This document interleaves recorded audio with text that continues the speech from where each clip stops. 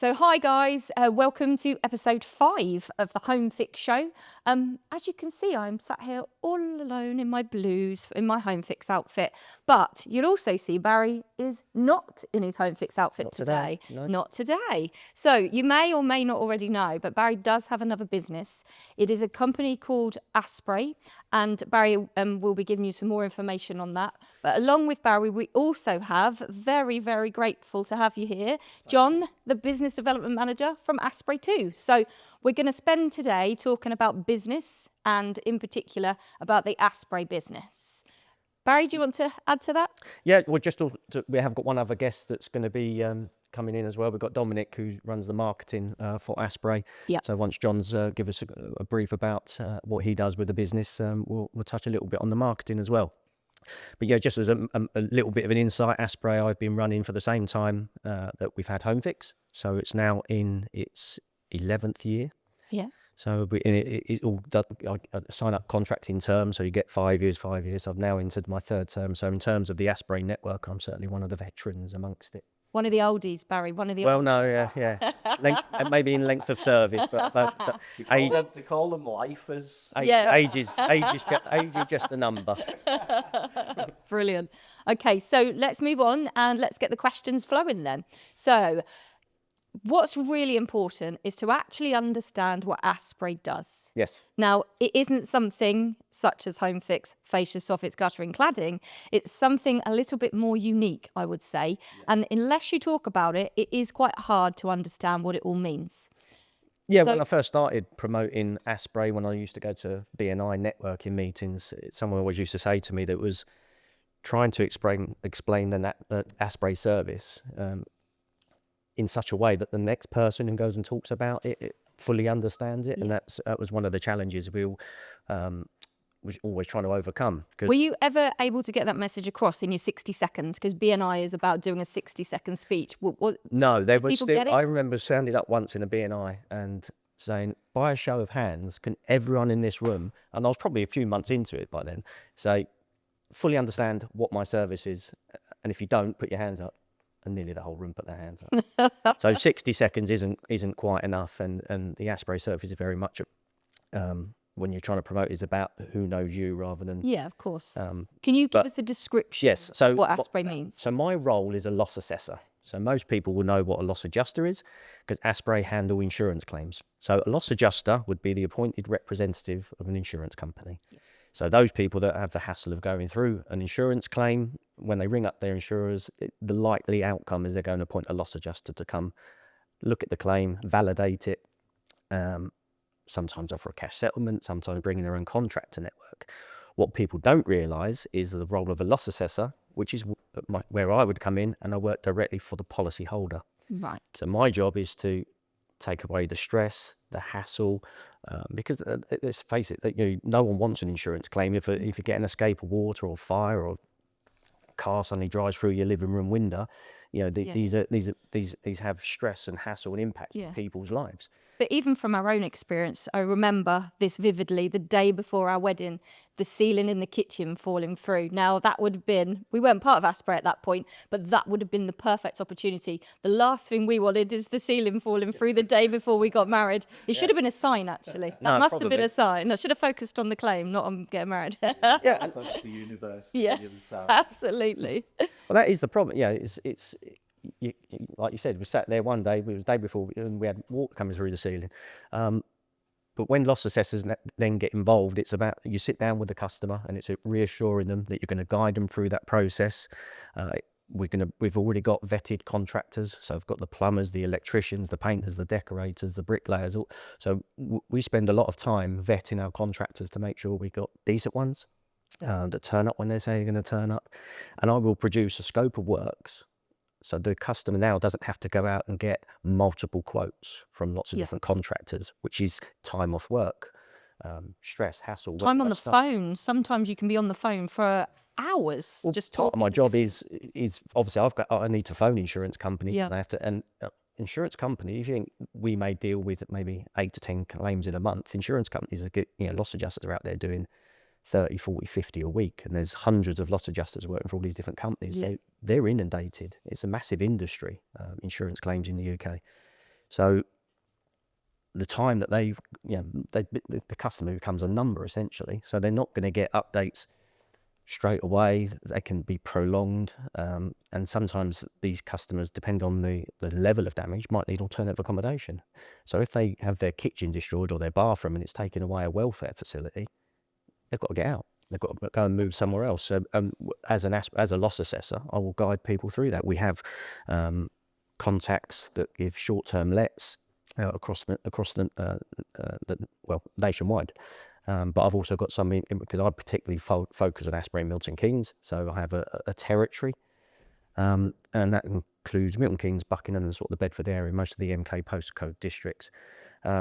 But typically, that is what a loss assessor does. So what would be the benefit to me? So obviously I do understand the Aspray system and how it all operates. But as a customer, my ceiling's just fallen through the day before my wedding. Why would I call you? Why? What can you bring? It's not much about the why. It's also understanding that service is there. And this is so the big, to answer your question on why is, do you know a plaster? Do you know a decorator? Have you ever phoned up an insurance company to go through the process? Do you understand? Have you read your policy? Do you understand what's covered, what's excluded? Because sometimes you'll go to see a claim, and there's a lot of people don't understand a thing called trace and access. They say, well, what is trace and access? And not every policy includes it. Okay. But trace and access, if you've got water coming through the ceiling like you just described, but you don't know where it's coming from, so you need to get someone out to come and find it. They have to cut a hole in your ceiling, and ultimately they're causing damage, extra damage. But they need to access and trace to see where the leak's coming from, because that's the evidence you'd need to produce to your insurer. So that's where someone like myself comes in terms of the benefit. I would know exactly how to treat that, what needs doing, and the trace and can do the trace and access in say a very minimal way, because there's companies out there now that specialize in using technology, infrared cameras, tracer gases, so that you don't have to perhaps cut through a ceiling or knock through a wall to get so-called leak detection. So let's be honest, a lot of the time, maybe I'm just the only one that does this, but gets insurance for your house, your car, etc., and doesn't really read the policy properly. Is that something you've come across, guys, in the industry? All the time, yeah. So I'm not alone then, that's always good. What I always say to customers is you don't know how good insurance is until you need it. Exactly. And it's not, and we read, one of the things that we do at the very beginning of a claim is we ask the customer to send us their insurance policy plus the wording, because no one reads the glossy booklet. No. And in that booklet will be lots of different things about what's included, what they will pay for, how claims handling is dealt with by the insurance company, what it means if they then offer a cash settlement to close the claim down. And that's where then it all becomes very confusing. And complicated. And very complicated. Yeah. A lot of it's very wordy as well. Sometimes you kind of gloss over it because it is too wordy and it's very specific to an insurance company. But when your ceiling has fallen through, for example, you don't really want that. You want to get to the nitty gritty and find out what you can benefit from it. Yeah, absolutely. And there's you also get occasions where your insurance policy could be voided. So when you ring up and... Sorry, why would your insurance policy be voided? Well, that's what I'm going to teach for you. So you get asked a lot of questions when you're starting up your insurance. How many bedrooms, have you been any CCJs, all these kind of things. And when you go through the claim process, you get asked the same questions again. And if there's anything in that questioning that you perhaps didn't notify them at the beginning, insurers could turn around and say, you're not covered. We've voided your policy. And I've had that before where a customer did have a CCJ and hadn't disclosed it at the beginning.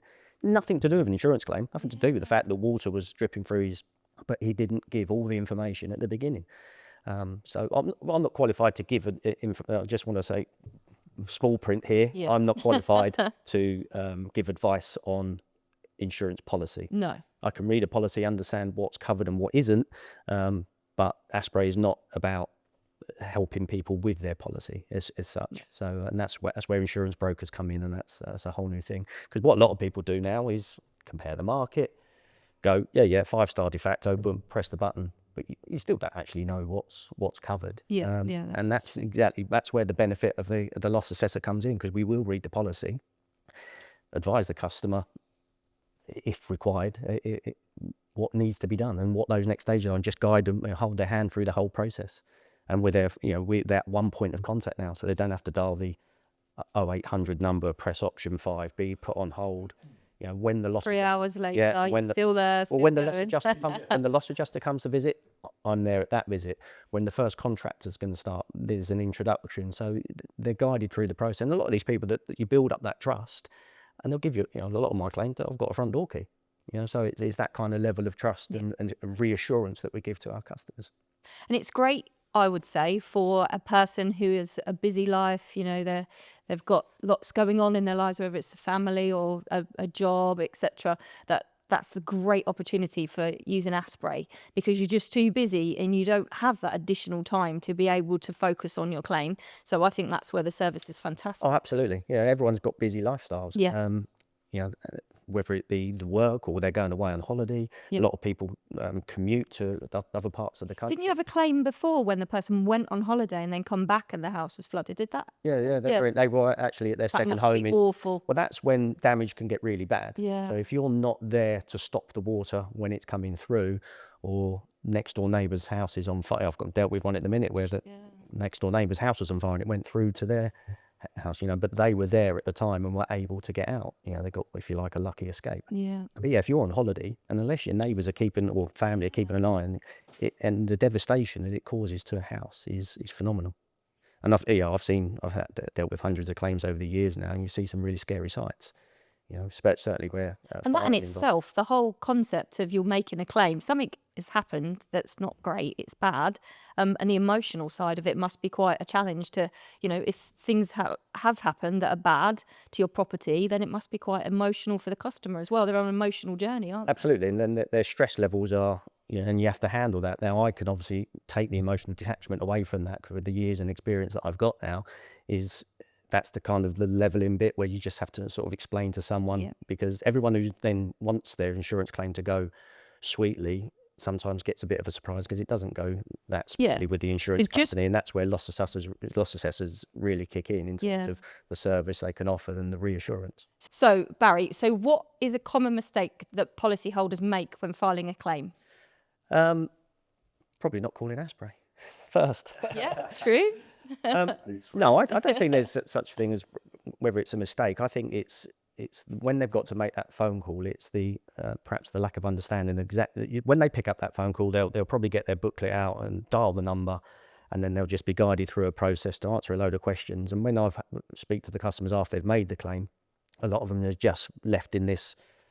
They don't know what to do next. Yeah, because the insurers will ask questions like, "Well, how bad is the damage? Do you know what's going to cost?" All these kind of questions you just don't know at the beginning, and that's why when the Aspray, when I turn up on claims, the levels of stress are already quite elevated. So, what point do you get involved? So, where are we at this right, point? So Aspray can get involved really up until the point if there's already been a financial settlement offer, then it's probably a little bit too late. Yeah. But I've got involved in claims that are 2 or 3 months old that are just stagnant and not going anywhere.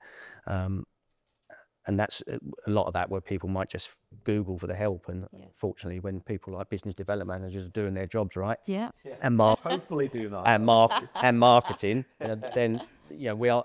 Years ago when I first started this, we wasn't really appearing to. It was really hard to understand what a loss assessor does. But now with the increase in marketing, social media, people talk about it, word of mouth. It's getting more and more commonplace. It's not just Aspray that offer loss assessment services. It's across the UK, and it is a growing industry. So a big thing is it takes the stress away, really. I think if you was to speak to, and as you know, I went out on some site audits yesterday, and the overwhelming thing that is, it's the stress, the hassle, and the not knowing of what to do and how we guide them through that process. Yep. So I don't think there's a customer can make a mistake. It's essentially by ringing to log their claim, but there would be a mistake by I personally think not appointing a loss assessor to handle it for them. So why deal with all the stress when you don't have to? No, that is very true. So what advice would you give someone who's just experienced a major loss, a fire, a flood, that kind of thing? Well, we touched on it a little bit. If you've got a major loss, then the chances are that person needs to get out of the house and get. So when it first happens, most people, would probably lean on friends and family. Of course, yeah. but as I touched on earlier, I've got contacts that can give people into short-term lets. Obviously, Airbnb is one of those as well, where people can get into. But you could also be shelling out money on these places, hotels, Airbnbs, without you haven't actually had a loss adjuster turn up on your claim yet to actually validate the claim and say, yes, we're going to accept liability and we are going to cover your costs. So one of the big risks you've got is financial outlay as well. Yeah, of course. But yeah, most things with major loss would be like we described earlier, where if you're on holiday and your whole water, the header tank goes in your loft and it floods your entire house. Of course, the obvious one is fire damage as well. But yeah, so I have dealt with claims where you're already speaking to a customer and they're in a Premier Inn down the road. Yeah. So Is there anything else? There's obviously fire, flood. Anything else you've well, experienced? we've got malicious damage. Oh, So you'll yeah. get. I've had Any stories to tell on the back of that one, Barry? someone growing cannabis in a loft. Yeah, I remember that one. Yeah. But because of the amount of moisture it created as well, trying to keep it was not just the fact that there was damage, the water damage that it caused, because they were obviously feeding all these plants. But yeah, you've got tenants that might smash up place. You've got a lorry. I've had lorries that have driven through living room windows. God. John, have you had any or heard any across the That's the most interesting one that I've just picked. Yeah, I suppose that's quite commonplace from where I am. As a loss assessor, I would hope that the visitor and then cycle places. No, I think the crashing into buildings seems to be quite a common one. Really? Yeah, which I didn't realise until I come into the industry. Yeah. You wouldn't think so, would you? Yeah, that's strange. Obviously, bad drivers and things like that. But I haven't, because I tend to stay in my lane. Right, With okay. the business development. I don't tend So to hear the horror stories. No, I don't really get involved in the actual claims and Yeah. what's going on with the. So what is your role as business development manager? What is that? What does that entail? So with the loss assessment role, and as Barry's explained, it's not as well known out there. It's not common knowledge to people on the street that they can appoint a loss assessor. Yeah. I don't think it's advertised as previously as it should have been. It's getting better now, as Barry said. So what my job is to find those people that are attending these scenes. So I call them, it's just my words, so I call them first attenders. Okay. So Could have been worse. I was wondering what you were going to say then. They're like the emergency service. They're going out there when a customer's experienced a leak, a burst pipe, a flood, that type of thing, fire, storm damage. So my role predominantly is to find those first responders. So examples would be like plumbers, Right, okay. Yeah. who are doing emergency call out work, leak detection companies, roofers, particularly for storm damage. Yeah. Oh, there's your other one, storm damage. Storm damage. Yes, I was thinking it must be something else. Yeah. So and then some of the other places that we look, and very big sources of our lead generation are brokers, letting agents, because they're dealing with property managers and things like that. So. And do they fully understand it? Do you have to really get to the nitty gritty of, we're here and we're delivering this service for you? And sometimes you think, what's the catch? Yeah. Have you had that before? The reason I've got no hair is Is there something going on here, by the way? yeah, it is. All the stress and hassle of It's the handling stress of people's Aspray. claims. Yeah. This is the advertisement for Aspray. I'll stick with HomeFix. In 2014, I had trouble. Yeah. Late to say I read it. No, they don't always get it. You try and have a meeting with them, explain exactly why we need them on board, why we want to partner with their services and things. But it takes a lot of development of that relationship. So it's getting them to understand that when they arrive at a customer's premises, what are they seeing? Of course, yeah. What is the leak done to the property? Because it's not always visible. We always use the phrase tip of the iceberg, particularly where water's concerned. When you've got an escape of water in a property, what you can probably see is not where the damage truly is. Yeah. So it's trying to develop that relationship into getting them to understand, to look for more. Yeah. So, and make sure they explain to the policyholder who we are, what our partnership is, and then do that introduction to us. Yeah. Okay. So with Aspray in general, there isn't really, it's with all the different types of claims, it's not the particular time of year or anything, is it? It's all year round. So I could imagine from a plumber's point of view, soon as that heating goes on in whenever, spring, Yeah. September, October time, then I could imagine that has an impact. Is it peaks and troughs, or is Aspray all year round, guys? Well, it is all year round, but there are surges. So you'll get the 2020 Yeah. storms, yeah. So and they've all got names now, haven't they? So, but again, there's where the policy bit kicks in, because a lot of policies, you might say, right, here comes Storm Barry, and unless Oh no. and unless the gusts of wind are over 55 miles an hour, it doesn't actually qualify for a claim in some policies. There is actually a speed limit, if you like, in terms of how strong and the winds need to be. And we have a system called WeatherNet where we can check, so we can know the validity of a claim before we go to it, and check weather in certain areas. Yeah. But surges of, like, the 2022 cold snap, where we had a real sort of weak period of -12, -7, and all these so many frozen pipes and which caused burst, and it was Yeah. Yeah. So I'd say it can. Yeah, now we're getting into, you've got the hottest day of the year today, but it's with hot weather, fires can start. I've dealt with a claim in Coventry once where it was the sunlight coming through the window, hitting the mirror, reflecting onto the soft furnishings. Oh wow. Yeah. Oh God. And the other thing, mobile phone chargers. You Yeah. had a few from mobile phone chargers, and what Mobile how phone did that happen? and tumble dryers. Oh yeah. Are two. There's the new one, EV chargers. Seen a few now. Yeah. And the electric bikes. Oh. So What, as in combusting in whilst in storage? in the house or in the garage things. So I've seen quite a few of them more recently. Certainly where I live, the electric bikes are quite popular. So yeah, the electric bike's going on fire. You've set me into a little bit of panic there, because we've got my son's electric scooter next to 2 Calagas bottles in our. Oh wow. Let's just blow the whole place up.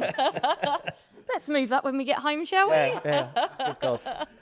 That would be a busman's holiday, wouldn't it? Go home to, oh God, yeah. Oh, don't. Yeah. So, what are the biggest challenges you face in business development then, John? I think business development has changed quite significantly. I've done this now for 30 years, and gone are the days of being able to just get in your car and go knocking on doors and hoping to speak to people and things like that, or cold calling was very, very prominent in my early days of sales. That's all you did all day. You got yellow pages out and Remember those days? call and things, and you ran businesses, and you generally spoke to the right person first off. No longer. Oh, really? So it's Lots of gatekeepers. Yeah, there's huge amount of gatekeepers on each business now, because you have all the different roles within the business, and it's getting to finding the right decision maker within the business. So the decision maker isn't always the director. It can be one of the ops managers or the ops directors and things. So using social media now has become part and parcel of my life. I'm on it every single day, constantly. I mean, I was having a meal last night with Dominic in the hotel. And Dominic's the marketing manager for us. Marketing for Aspray. And I'm just scrolling constantly, looking for new business. So who are they? What are they doing? What are you looking for? Yeah. What platform are you on, and what are you looking for? So I probably spend the majority of my time on LinkedIn. Oh, okay. Which is predominantly business to business. Yeah. So I work from a national point of view, really. So I'm looking for those bigger companies out there who are doing emergency plumbing, drainage, leak detection, things like that. But I'm also looking for localized businesses as well to help our partners out in what they do. And that's through Facebook. So Facebook's a great source for local. Because you get your local plumber on there. And that's what I do. I spend half my life as said to Dominic last night, my partner the night before was like, have you not looked and spoke to enough plumbers today? And I was like, No, I need more. You'd never have enough. Yeah, absolutely. No, it does make sense. But I suppose, but the thing is, when you're looking for people like leak detection companies, plumbers, even if that, depending on what level of service they offer. So some plumbing companies will do a full bathroom refit. Absolutely. So the way I try to sell it to my plumbers is like, you might get 150 quid for your call out, but if you get me involved and I get that new bathroom, I could be awarding you a £5,000 job. Yeah. So there's bigger picture for Right, for okay. those first responders to get so much more out of the Aspray service just by recommending us. Yeah. So, John, from your point of view, how do you build and then maintain the long-term relationships with clients? So a lot of my initial work is done remotely, but I don't like working that way. Okay. I'm very old school, and I Face to face, you like to go and see want people, to shake see someone's people. I want to hand. see Yeah. the whites of their eyes. I Yep. want to see how they're reacting, responding to things I'm maybe discussing, because that'll guide me through the conversation to Of say, course. I'm on the wrong path here, I need to change direction with Yep. this individual. You don't quite get that over Zoom, or No, certainly no. don't get it over a phone call. So I'm old school.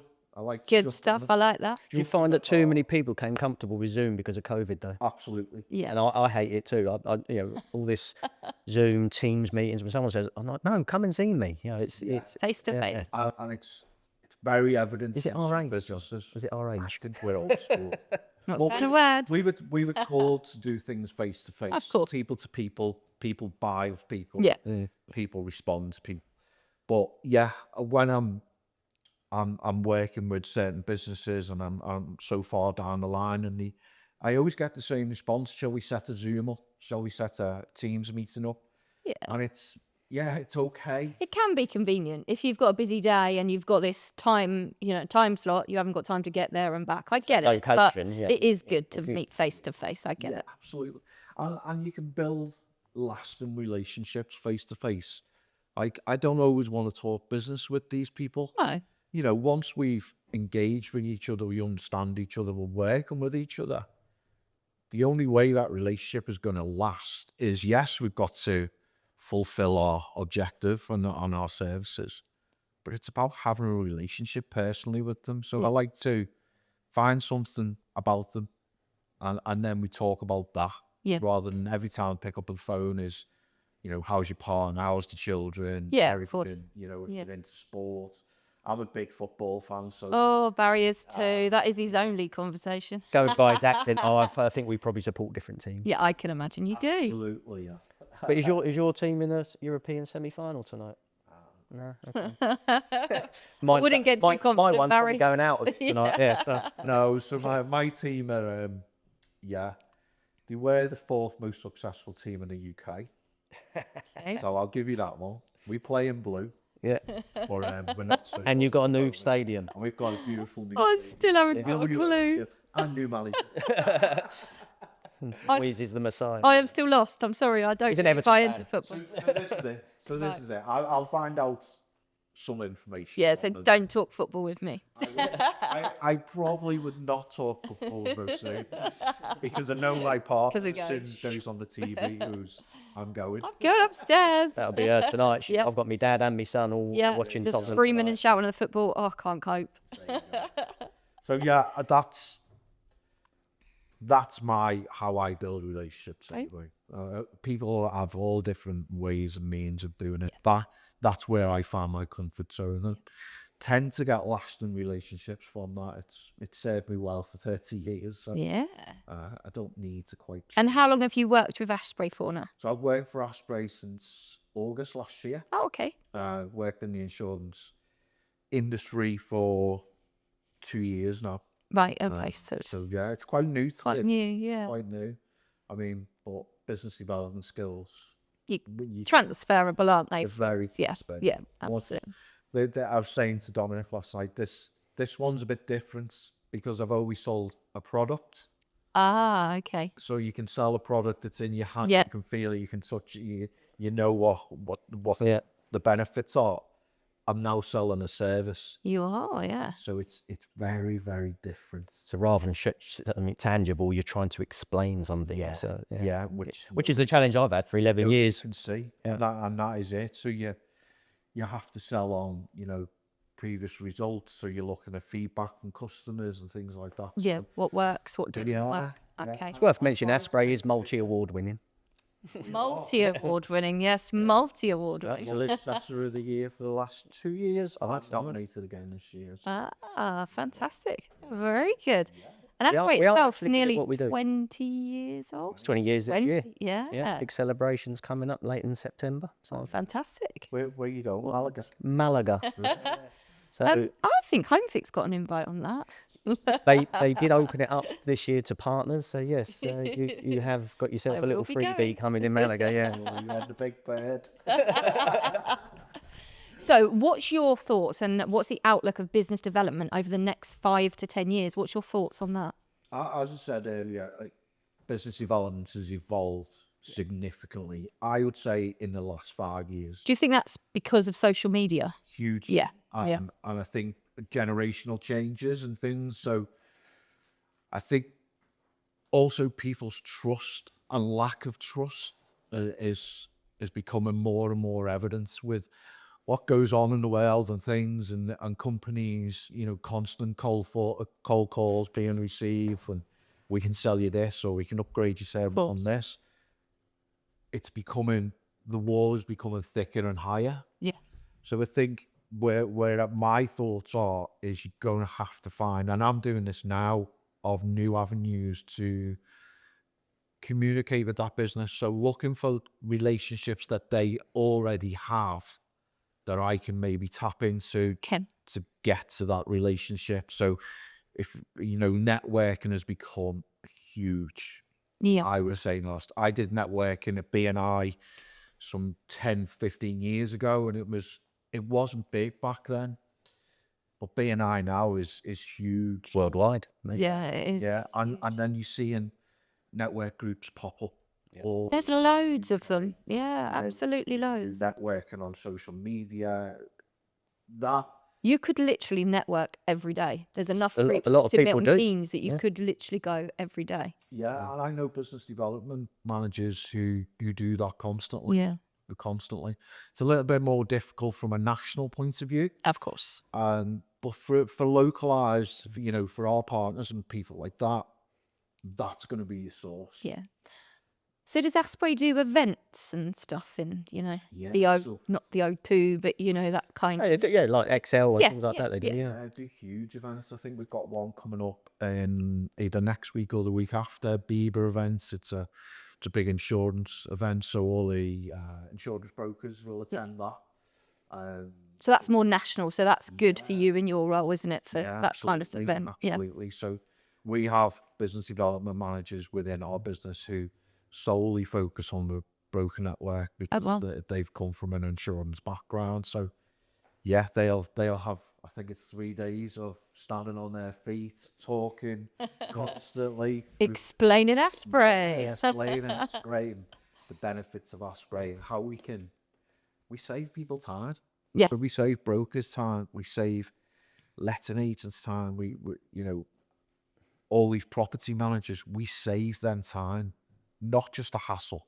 Yeah. It's time in their diary and time is really important in this day and age. It's so important. Yeah, absolutely. Well, brokers are a real key introduction to our business.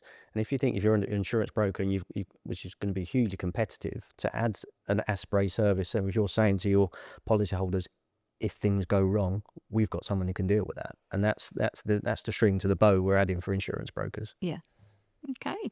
So Barry, I really want to be able to understand Aspray in more detail. And I do think our customers really need to be able to understand what a great service it is. Mm-hmm. So can you just give me a day in the life of what it looks Right, like? okay, yeah. So, well, first, depend on how the customer hears about Aspray. If they Google us or if it gets recommended, or the important part is, doesn't matter what day of the year it is, 365 days a year, 24/7. Christmas Day, really? Absolute Christmas Really? Day, Easter Sunday, doesn't matter. Oh, wow. They can pick up the phone, dial the Aspray number, And they can speak to and somebody. they'll speak to somebody. Oh, Yeah, really? it goes to out of hours if it's 3 in the morning. but they will get to speak to someone, and they Oh, can wow. log that claim, and then it'll be passed on to someone like me, a loss assessor. So it could be in any part of the country, but for me, typically that's obviously in Milton Keynes. So I would either head office have made that appointment for me, or it's get passed to me, and I will speak to the policyholder and make an appointment to come and see them. So when I go to see them, depending on what it is, if it's an escape of water, I do have a kit bag or a tool bag, so I can actually go around with moisture meters to assess the level of damage and how far spread the moisture should be, and whether this property is going to need structural drying. But the important part is, because I've got to act on their behalf, I have to go through a process called a mandate presentation. Okay. So it is a document where I'd explain it to them how Aspray are going to work for them, how we're going to bring in the vetted contractors, that we will invoice their insurers direct for all the works that we complete, and then what happens with that money. And then once they've signed that mandate, I can then send that off to the insurers, so they know I've now got, and it covers things like data protection, so they know I'm now authorised to handle the claim on their behalf. Yep. And Aspray is FCA regulated, so there's so much peace of mind that we're offering the customer. So once that's all agreed and signed, I will then go around the property and assess all of the damage and photograph that, whether it's moisture meters, if it's damaged kitchen units, I'm noting how many units are going to need replacing, whether it's flooring. So we handle every aspect of the claim. So if I'd called you and you've come out to my property, let me just get a good understanding of this. So are you happy just to carry on doing all this once you've got me signed up? I could go off to work and carry on my day, or do I need to be there, or how does it all work? Everyone's different. Yeah. So I always find that once the trust element is there and you've got to know this customer and you've built a rapport, so when I go back for alternative visits, so yeah, if you actually had to get off and go to work, then I have done surveys before in properties where the policyholder hasn't been there. And it isn't just somebody's home, is it? You could do this for Businesses, a hairdressing business, or it's commercial and any domestic. kind of Any building that suffers damage that becomes an insurance claim, then And even if a van or a car has hit it from the outside and it comes in and all your it has its own complications, because then course, you're dealing with the motor insurance as well, and so that all gets a little bit complicated. That's when you go with a third-party insurance. pretty much is any kind of building. If a property has suffered damage and there is a valid insurance claim, then Aspray can handle it. Okay. I think we're just on one. Is it at a farm? Oh, right. Farm building. Okay. I seem to remember hearing about a head office. So, and it was all their farm equipment as well. So that goes into our major loss division, who will look after that, because it's business interruption as well. Yeah. So these claims could be huge, couldn't they? Hundreds of thousands. Hundreds of thousands of pounds. We'll do business interruption and make sure that the business is well looked after throughout the term of the actual insurance going through. Okay. So touching up we're now at the point, where was we? So I'm going around the property and I'm assessing all the damage. So that's one of the big things that's a big tick, if you like, and taking all the stress and hassle away, is because I'm now assessing all this damage, noting it all down. I'm going to then go back to the office to create a scope of works, fully priced, to submit to the insurance company and any of their loss adjusters that they may appoint. And that customer straight away has saved days in trying to find plumbers, painters, decorators, and some people don't know who to call. Do they trust this contractor that's going to come around? Yeah. And that is a big thing in the industry. There is a big thing about rogue traders. We spoke about it on our last podcast with Kevin, and that trust, and like you were saying as well, John, the trust and having people in your home, you want to be able to trust them and leave them to Exactly it. That. And it's getting that right caliber of Absolutely. trade, isn't it? And that's what I've spent 11 years doing, really, is making sure you've got a real good clutch of local tradespeople. And that's quite a key part as well, is local, because you need these guys to be able to respond. There's no point in saying to someone, right, we're going to get your claim underway. Oh, by the way, my painter and decorator can start in November. So it's, I've built trust and give these guys a lot of work to the point that I can sort of get them there when I need them there. There's a relationship that's been built over a long period of time. Yeah. So once I've built that scope of works, that's gone off to the insurer. 9 times out of 10, it then comes to a loss adjusting company. So now I'm the appointed representative of that policyholder. Now the insurers want their appointed representative, which is a loss adjuster. Loss adjuster would make contact with me. So what part of that mandate is that I'm taking all the stress and hassle, remember? So the phone calls and the emails now all come to me. Okay. There shouldn't really be any reason for the policyholder, other than me to update them, for them to get involved. Yeah. So loss adjuster appointment is made. Whether the policyholder wants to be there or not is entirely up to them. 9 times out of 10 they are. Yeah. Walk around with the loss adjuster. The loss adjuster is now going to do his own scope of works because I've got one, so they have to, then they compare the two. Yeah. If it all goes smooth and well, ultimately the outcome is that scope of works then gets agreed. Then there's a financial settlement made on it, and then authorization is given. So once authorization is given, it's a customer. Now I go back and see the customer, go through the agreed scope of works. They know exactly what we're going to be doing on their home. Let them know who the first contractor is going to come in. And so, for example, I then decide, oh, actually, I want this kitchen that's all singing, all dancing. I'm going to make the You most. sound like every policyholder. Can you just confirm? Does it have to be like for like, or can Yes, you have it so how you want it? when all insurance, when they agree to reinstate your home, is back to pre-loss condition. Okay. So you do not get upgrades, which is called betterment in the industry.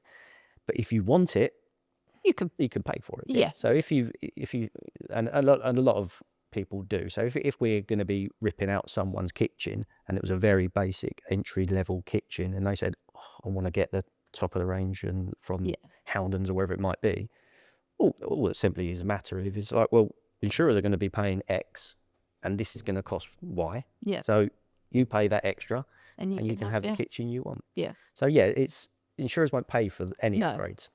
But the common word in the industry is Pre-loss pre-loss condition. condition. Yeah. So our job is to get your property back to how it was before. Yeah. Put you in the same position you was before. Yeah. If you then want to go and get upgrades, that's entirely up to you. You just pay for it. And that could be, some people get rid of carpet and put down luxury vinyl tiles. All that. That's a very common thing that people do, because what a lot of people don't realise is carpets are actually contents, not buildings. Right. Okay. So and trends change as well, don't they? It changes throughout. So you want hard flooring now, where actually 10 years ago you had carpet, but you didn't know you were going to have. you say change strange. It's when you go into a house and they've got the lime green bathroom suite. So it's. Wow. Now, again, touching back on about reading policies, there's and it's become so commonplace now, is this thing called a matching items clause. So you might go into that lime green bathroom and the sink is, or sort of the toilet, but only one part of that suite is damaged. Okay. Now, if you've got a clause in your contract or in your insurance policy that says we will only pay for damage irrespective they form part of a matching set. Oh. Yeah, so It's you're quite different. you're not going to get a lime green sink anymore. So you can say to a customer, well, I need to put a white one in. Well, it's not going to match the toilet or the bath. I know, but the insurers are only paying for damage. Right, So then the okay. customer would have to. Sometimes there's discussions we can have and look to get and push insurance companies to make contribution. Yeah. And typically that you can push that, and they'll make a 50% contribution to undamaged areas. So it But is again, important to understand your policy, really, isn't it? It is. Don't be like me. But I must admit, since Yeah. joining the industry, I I'm bet. like, every time I renew any insurance, I'm like, okay, so what do they actually cover me for? See, in theory, John, I shouldn't have to, because Barry's the expert, so he should know. yeah. Yeah, you should be doing it all. But again, it's just reiterating, if you like, the important part of the Aspray service, because those are the things straight away. As soon as I get that policy document that I'm looking for, before, there's no point in going to an insurance company saying, well, we're going to do the X, Y, and Z. And look, when I've read in the policy, actually, there's no point in pushing really hard for this, because it all becomes a negotiation. Of course. And what is hard to negotiate? And is that part of your role as well? Yes, so Yeah, I negotiate with a loss adjuster, and then loss adjusters get appointed on what they call a delegated authority, so they have a certain level they can authorise up to, so it doesn't then have to keep going back to the insurance company. Okay. But it's a negotiation. Loss adjuster's job is to adjust a claim, usually downwards in terms of a financial settlement. So it's my job is to ensure that what the settlement offer is fair to the policyholder. So it has to be fair. That's first and foremost. What I can't do in negotiations is, if they've signed up to a policy that says you are not covered for, I can't change that. So sometimes there's hard conversations with policyholders to say, you're not getting that because it's not in your policy. Yeah. And then you get oh my God, why am I paying all this insurance? I see it all the time. Yeah. I haven't made a claim. I've had insurance for 25. Does not matter. If your policy says this is excluded, then it's excluded, and it doesn't form any part of negotiation. It's black and white. It's in your policy. So a lot of people, when you get insurance, whether that's for your car, your home, etc., let's be honest, go for the cheapest. Or is that just me? Because you think you're never going to use it or need it, hopefully. Using comparison sites. Yeah, together. exactly. And is this quite a big thing? Do a lot of people go pay a lot less and then realise they're not getting? Yeah, I mean, it I'm not worth going having- to start naming names of No, of companies, course not, but no. there is, because I'll get sued. But Yeah, please. there are companies out there that their policies are simply not worth the paper they're written on. Okay. There's just so many. So it's really important to read Absolutely. small print and don't go for necessarily the cheapest option. Again, we're not as here that's to not always offer gonna help. policy advice No, because it's of not course what we not. do. Yeah. But what I do, and we do it across our home and our business, is we use a broker, and then there's an element of trust that they're giving you what you want, because one of the big things you come across is a thing called underinsurance. Okay. Ever heard of that? Nope. Is anyone else? Right, exactly. Yeah, well, it was news to me. Yeah. Okay. Good. I'm glad I'm not alone. Couple. Yeah. So underinsurance is when you get a policy put on your home, Yeah. there'll be a line in it that tells you what the building's cover is for. So if your house was to, say, completely destroyed by a fire, what is the cost of rebuilding that home?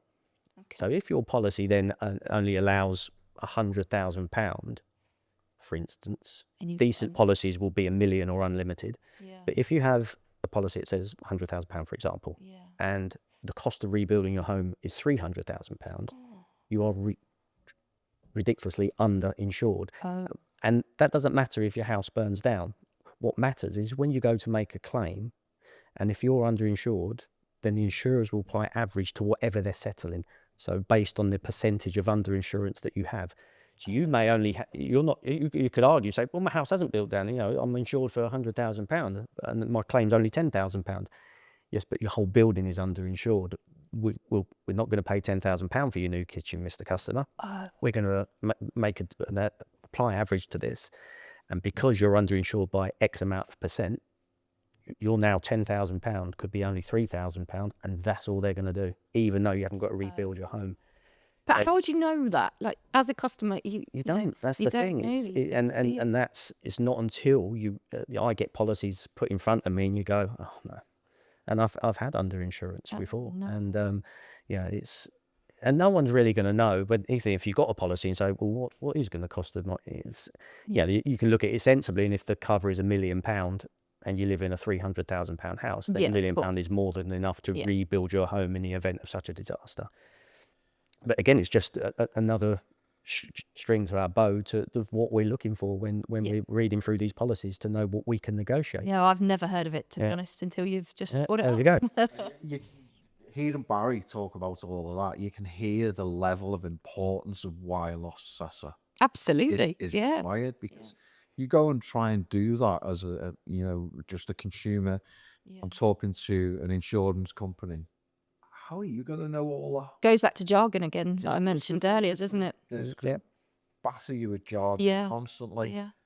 not wrongfully. No. They No. expect you to understand your policy. Yes. But when you talk in detail like that, there's no way they will understand your No, policy, is there? no. So loss assessors are really, really important for getting exactly what you're entitled to. Yeah. Absolutely. Yeah, thank you. And that's why you've been doing this for 10 years, Well, Barry? nearly 11. September.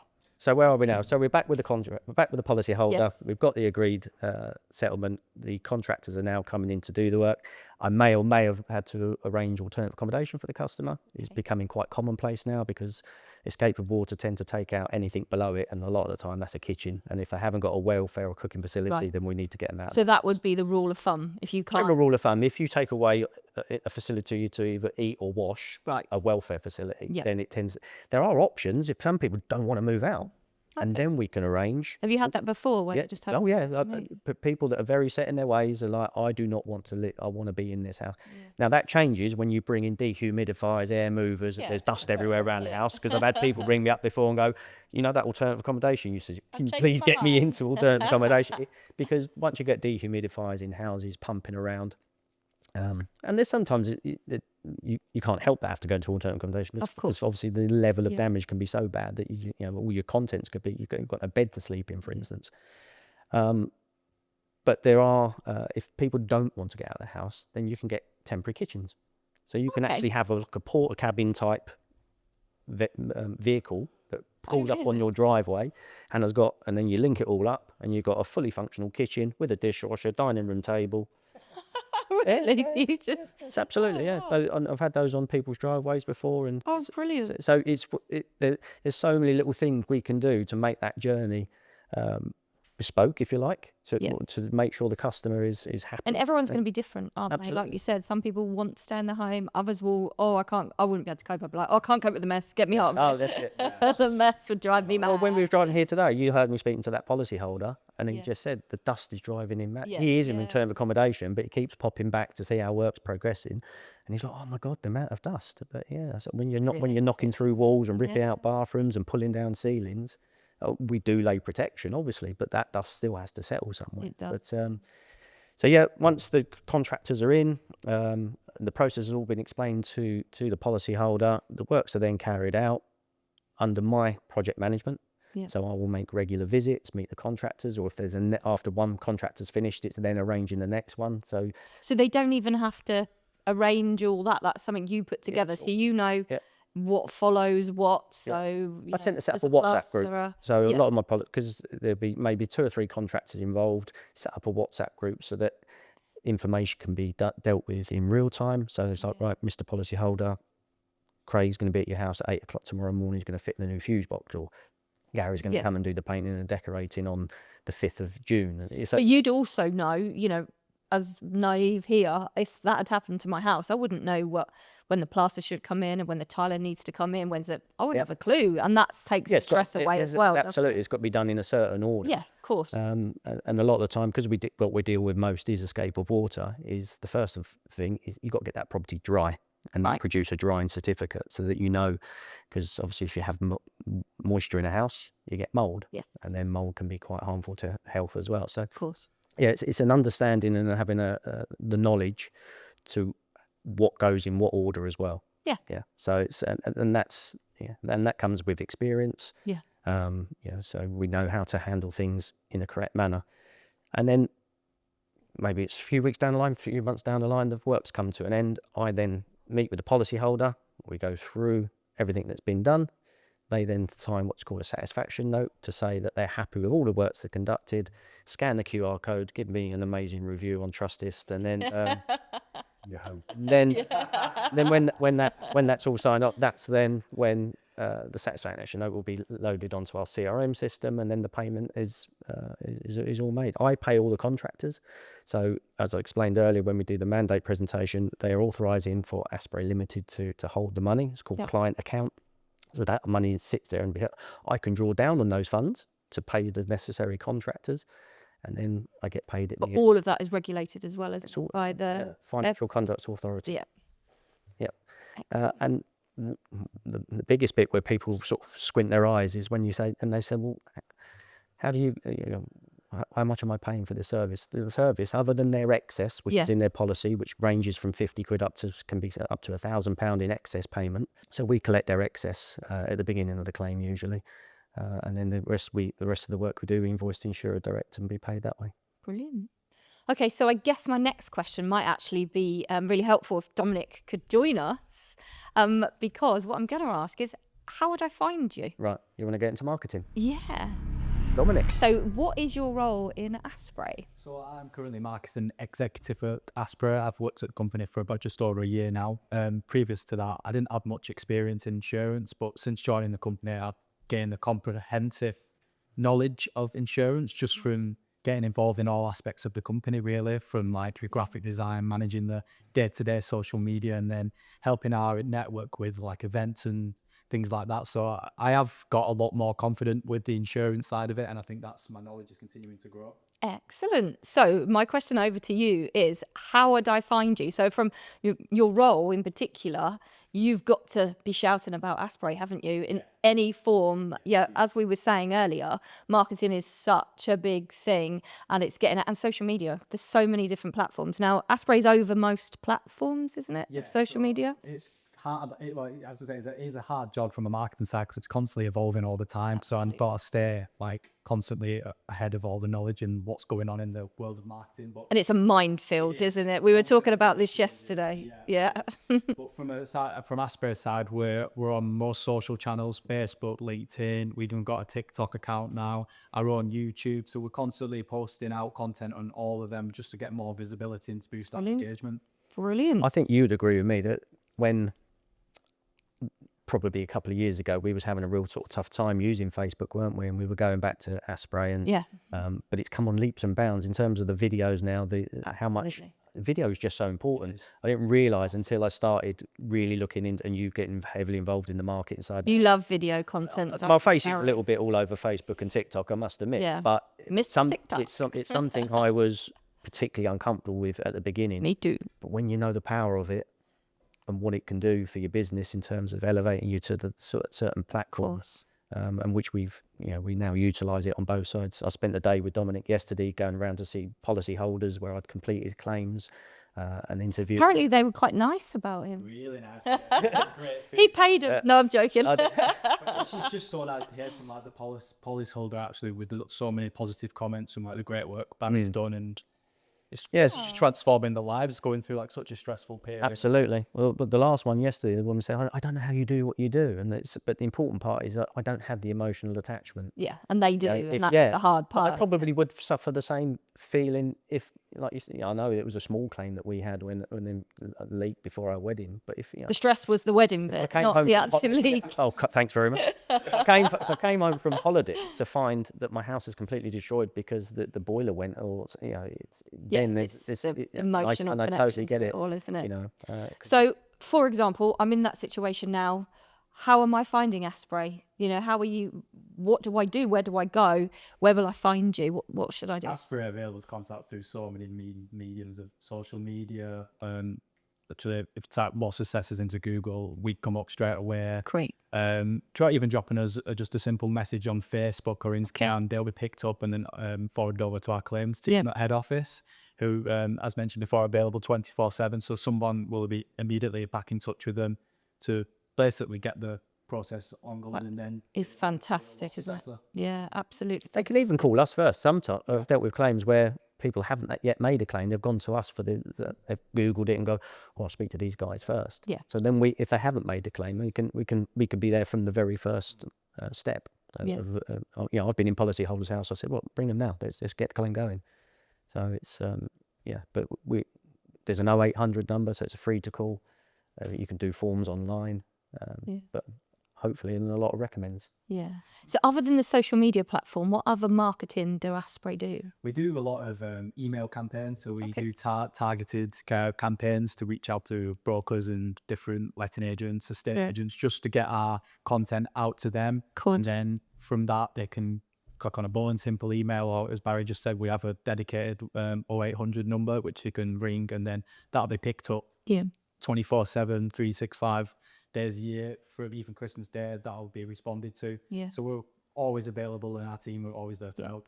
So the key part for you is shouting about your job, shouting about Aspray from the rooftops. What's going on from day to day, our involvement with like landlord associations, basically what's going on in the company. We're always sharing it through social media, email, and then obviously business development managers being with our loss assessor, actually out of the field at events and stuff is the best way to get us in front of our target audience, which is like brokers and the letting agents, just to get more claims incoming. So we're reaching that correct audience. And this is all, as Barry said earlier, this is into his 11th year of doing Aspray. But in that time, I don't think I've seen a huge amount of people, but to have you both here is fantastic. The face-to-face, it's always good picking up a phone and talking to people, but thank you so much for coming in and for yesterday. And I think that all of that will really help and really drive the Aspray brand 100%. And hopefully today's podcast will help your customers understand Aspray a bit better Yeah, well, it's also, I think some of the things we've touched on today is it's not just about the massive benefit it can have for policyholders, and hopefully, way I've described it today gives people, but it's also the massive benefit out there for lots of different tradespeople to get involved with Aspray, because we're always getting. So it's not just about the customer, is No, it? And the it's customer's about experience. It's having- about trades for you. I as can well. only manage a claim and be good at it if the people I'm using to put it right are good at their job. Absolutely. So we get Aspray head office are always emailing saying there's a new contractor in your area that wants to specialise in. But they do go through quite a vigorous. They have to be vetted. We have to look vetting at. Yeah, process. they have to have public liability insurance to the right levels. They have to be registered for CIS, so we can do the correct tax deductions for their labour. And we need to. You can't just get, and they you need know, to give us reviews of their work. We need to Yeah. find out, are you actually good at what you do? Yeah. So I would always meet with these people first. But yeah, if you are a tradesperson and you listen to this, and you're a plumber, you're a painter, you're a decorator, a general builder, Yeah. we're always happy to talk. And if you're good at what you do, then we'd be happy to use you. Yeah. And that's the same for you from a marketing perspective. So you've got to be not just approaching the customer who's in a dire straits with a claim, but also the contractors as well, and getting them on board. Definitely, yeah. So you can apply to become contractor through our website or different, again, just drop us a message on social media and then you go through that process of obviously making sure we're the correct fit and Yeah. Brilliant. getting them on board.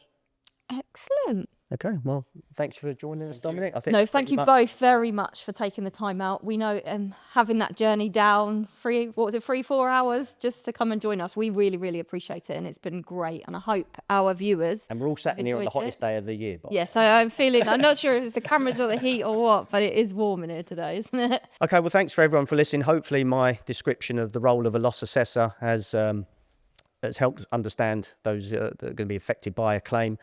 But how do you get hold of us? So on the screen now is the 0800 number if you did need to call Aspray, whether it's a claim or whether you're a contractor interested in becoming part of the Aspray network.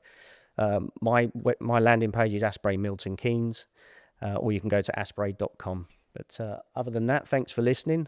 I'm both Barry from Aspray and HomeFix. Yeah, just a little plug there that Barry does have both businesses. He hasn't dumped me with just HomeFix. Or he as a does wife. have Aspray. Yeah, he does have Aspray and HomeFix. And HomeFix is very much still going. As you all know, we specialise in fascias, soffits, guttering and cladding. And yeah, so do give us a call. HomeFix on 01908 631 676. Check us out on our socials, Mr. TikTok over there. Please do follow us on TikTok or any other social media platforms because we're on all of them. Have a great day and look forward to seeing you at our next podcast. Thank you.